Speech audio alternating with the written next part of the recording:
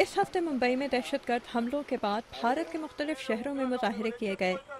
लोगों के जहनों में अभी 2008 में मुंबई में होने वाले दहशतगर्द हमलों की याद भी ताज़ा है, जिसमें 166 लोग मारे गए थे। वाशिंगटन के थिंक टैंक हेरिटेज फाउंडेशन की लीसा कर्टिस कहती हैं कि भारत में 2008 के दहशतगर्द हमलों के बाद अमेरिका और भारत के ताल्लुकात मज़ीद मजबूत हुए हैं। And I think, one of the important points is that मेरे ख्याल में एक अहम नुक्ता ये भी है कि जनूबी एशिया में मौजूद बहुत से दहशतगर्द ग्रुपों के आपस में रवाबित हैं, और जैसा हमने देखा कि लश्कर तैयबा, हरकतुल जिहाद इस्लामी और हरकतुल मुजाहिदीन जैसे ग्रुपों के अलकायदा से भी ताल्लुकात हैं। ये एक आलमी खतरा है जो सिर्फ पाकिस्तान और भारत के तनाज़ात का ही नतीजा नहीं। इसलिए मैं समझती हूँ कि भारत और अमेरिका के दरमियान ताउन में मजीद इजाफा होगा, न सिर्फ अलकायदा की क़यादत के खिलाफ इक़दाम के लिए, बल्कि उनसे रवाबित रखने वाली दूसरी इलाकाई तंजीमों के खिलाफ भी, जिनके अलकायदा जैसे नजरियात हैं और जो कार्रवाइयों में एक दूसरे से ताउन करते हैं। 2008 के मुंबई हमलों के एक मंसूबा साज तहव्वुर राना के खिलाफ मुकदमा इस साल अमरीकी शहर शिकागो में चलाया गया था।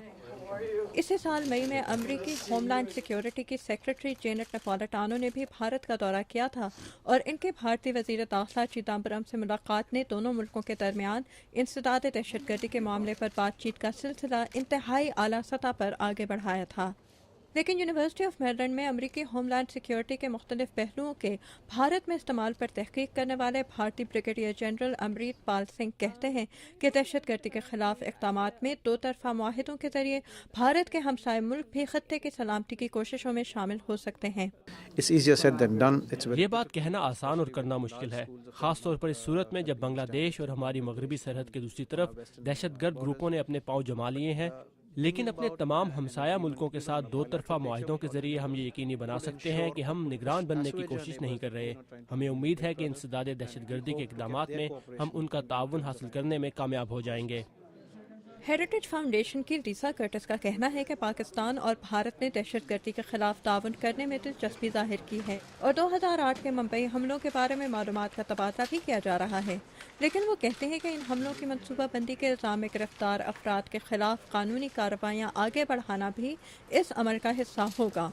But I think there is a desire in India to try to लेकिन मैं समझती हूँ कि भारत में इंसदाद दहशतगर्दी पर ताउन बढ़ाने में दिलचस्पी मौजूद है, और वो चाहते हैं कि मालूमात के तबादले और कानूनी कार्रवाइयाँ आगे बढ़ाने के लिए हर मुमकिन कोशिश की जाए। और मैं समझती हूँ कि दोनों मुल्क अब इस नतीजे के लिए कोशिश कर रहे हैं। इसकी रफ्तार आहिस्ता है, लेकिन उम्मीद की किरण यही है कि वो आगे बढ़ते रहें। forward. It has not stopped.